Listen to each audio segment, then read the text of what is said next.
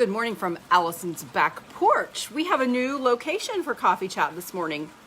And I was actually thinking that coffee chat should be renamed water chat for summer. If you guys want to join me, I'm on the hydration wagon right now. Trying to drink about 4 or 5 of these a day, which they're 20 ounces each. I get these Contigo cups on Amazon and I just keep refilling it all day long. And I'm trying to do 64 ounces a day, but I want to try to exceed that for summer. So if you want to join me on the hydration committee, I would welcome you joining me. I'm just going to warn you that we're going to pee a lot.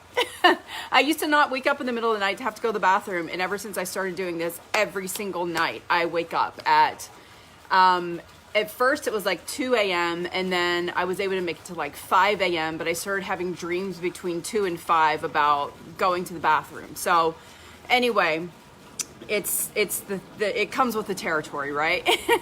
So good morning, welcome. Hi there, hi Judy, good morning. I am on the back porch today because my house is a construction zone.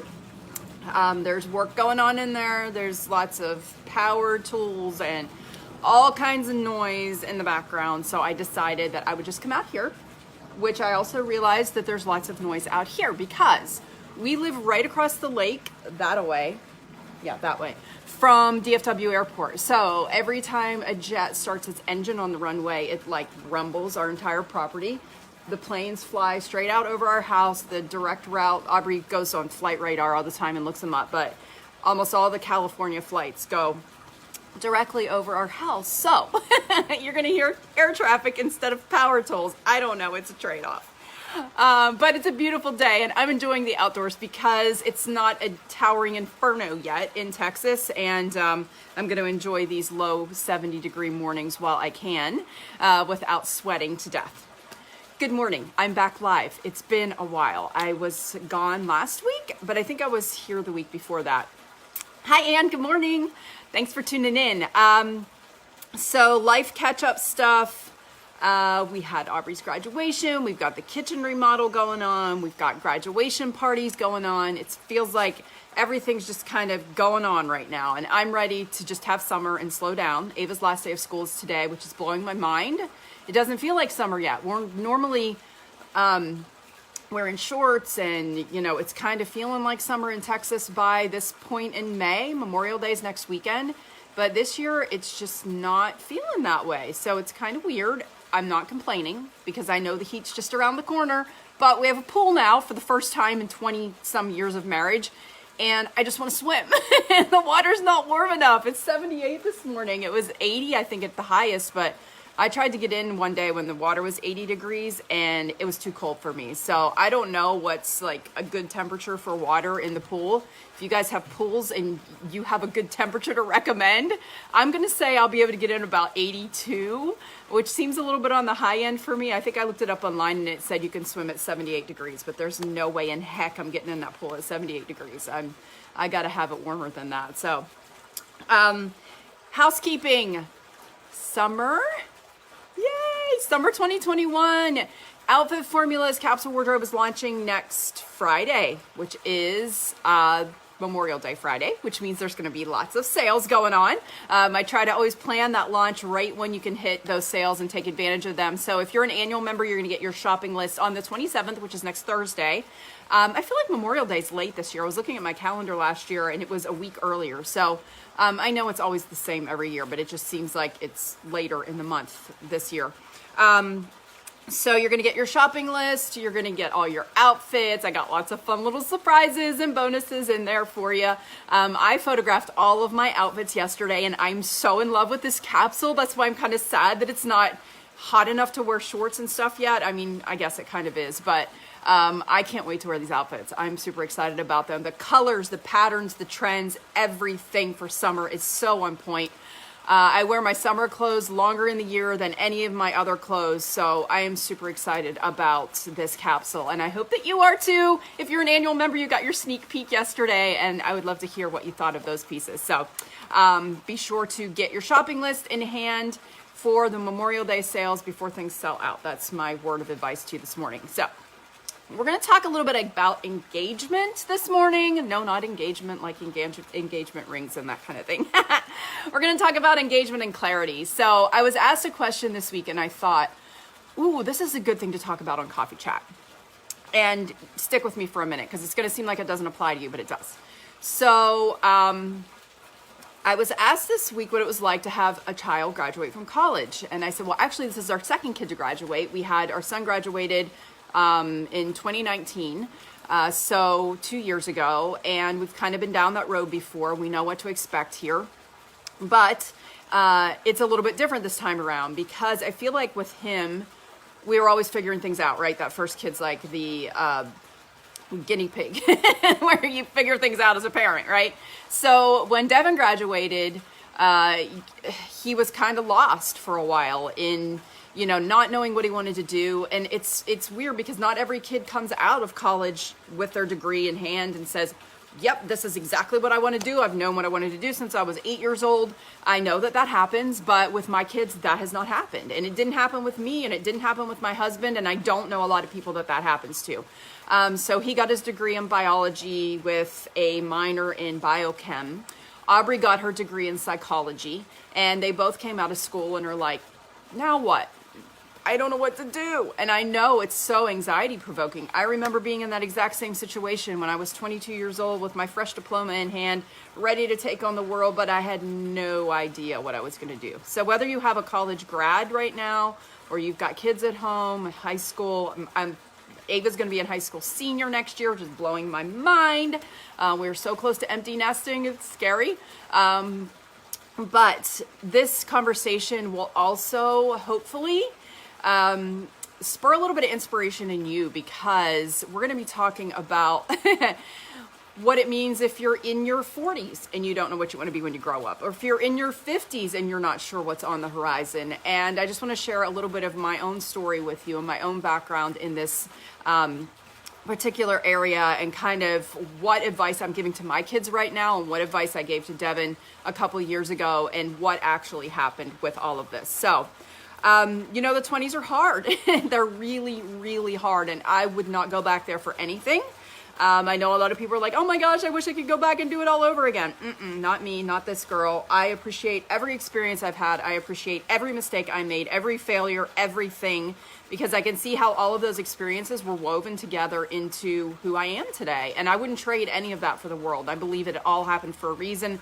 It all happened the way it was supposed to. And I can see my growth and development along the way and the times when I just needed to learn the lesson a little bit better. So, I had no clue what I wanted to do. I put all this pressure on myself to have it all figured out. And both of my kids have been there, and it's hard as a parent to sit back and watch that. And if you have a college grad or you've got a kid, maybe still living at home with you that graduated from college, Devin just moved out in January. So he lived at home for a year and a half with us. And that was really hard for him to do that. But it was also really good for him to be able to do that.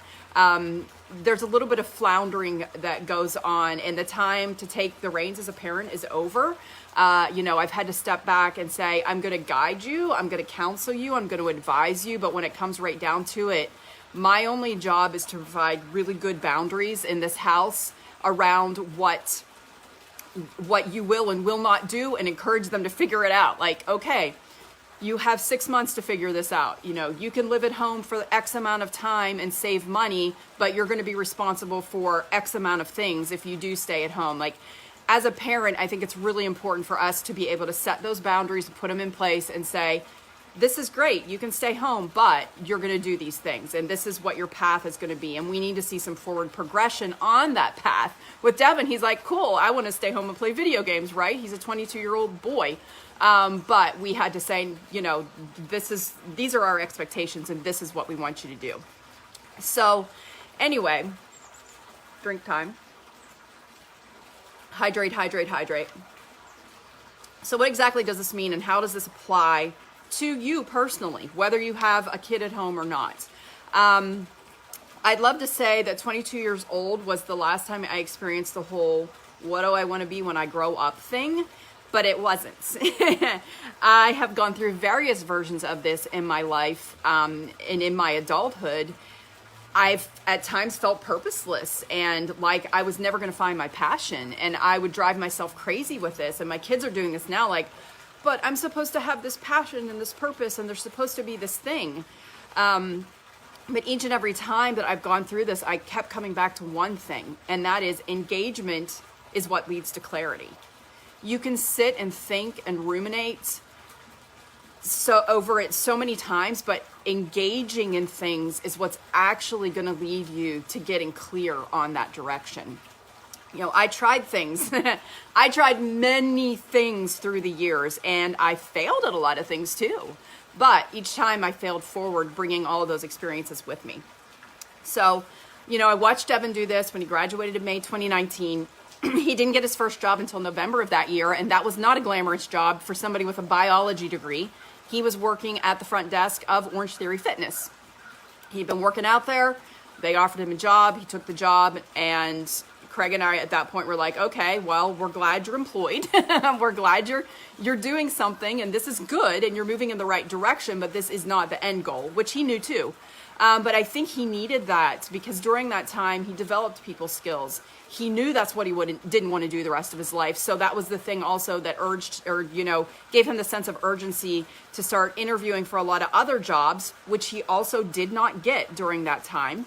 But every time he learned from his last interview experience, and he took that into the next one, and he kept engaging, taking action until finally he got a job through LinkedIn, and they found him. He had worked at an apartment complex when he was in college, and he had some experience with property management, and he eventually found a really good job in an industry that he never even considered, which was real estate management. He just celebrated his 1-year anniversary with that company a couple of days ago, and last week he just got a really big promotion. So if you had asked him, you know, even a year ago as he was taking this job, like, is this your career path, or, you know, is this what you want to do? He probably would have said no, but now he's viewing it much differently because he has gotten into this. He's really grown as a person, and I think he's going to be able to take these skills with him throughout the rest of his life. Will he stay in this the rest of his life? I seriously doubt it. I don't think it's unusual to change careers multiple times, which I'm going to talk about in a minute, but I think that the only thing that you can do when you're in your 20s is you got to try things. When you're in your 30s, when you're in your 40s, when you're in your 50s, when you're in 60s, 70s, whatever, it doesn't matter. You've got to try things. You know, we're telling Aubrey this now. You don't know what you want to do. She thinks she might want to be a physician's assistant, which is a really grueling path that she's going to have to be on. I don't doubt that she can do it, but it's going to be a lot of work and it's a huge commitment. So she's going to do things this summer. She's going to shadow some PAs. She's going to take a class. She's going to, you know, do some interviews. She's going to work on her skills. She's going to engage, and try things and work on herself, and not just kind of sit around and ponder and ruminate on it, because you cannot think your way to the solution. You have got to take action. It's just not going to happen.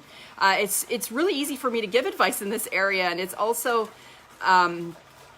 something that, you know, looking back on experience, I can say, I can assure you that this will work out for you.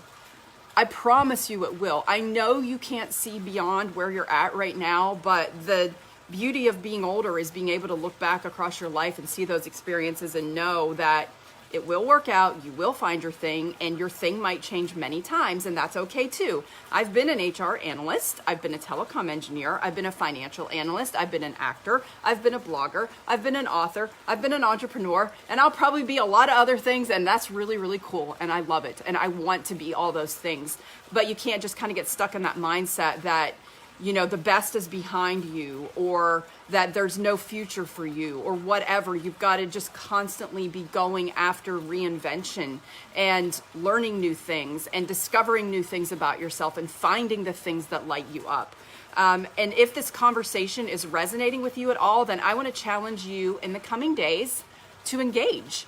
And engagement looks like a lot of things. It can look like researching a topic of interest. It can look like finding a class that you want to take. I don't care if it's ceramics or tapestry weaving, whatever. It could be starting a new hobby. It doesn't have to be career related. I believe that the richness and fullness of life is created by pursuing the things that light you up.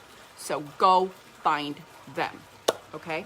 That's your homework. You got to go find them. You got to go out there. They're not going to come find you. All right. So I'm going to leave you with an entry from my prayer journal 12 years ago today.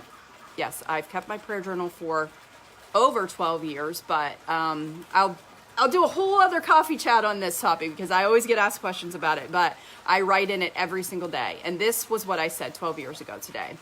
I said, planting seeds. Just keep planting. Some will stay in the ground and some will grow. The more you plant, the better the chances of them growing. Take care of the seeds, plant them, and then be patient. Just keep planting. So if you need to plant some seeds today, now's the perfect time. I hope that you enjoyed today's coffee chat and you got something out of it. I would love to hear your experiences, your thoughts, your comments.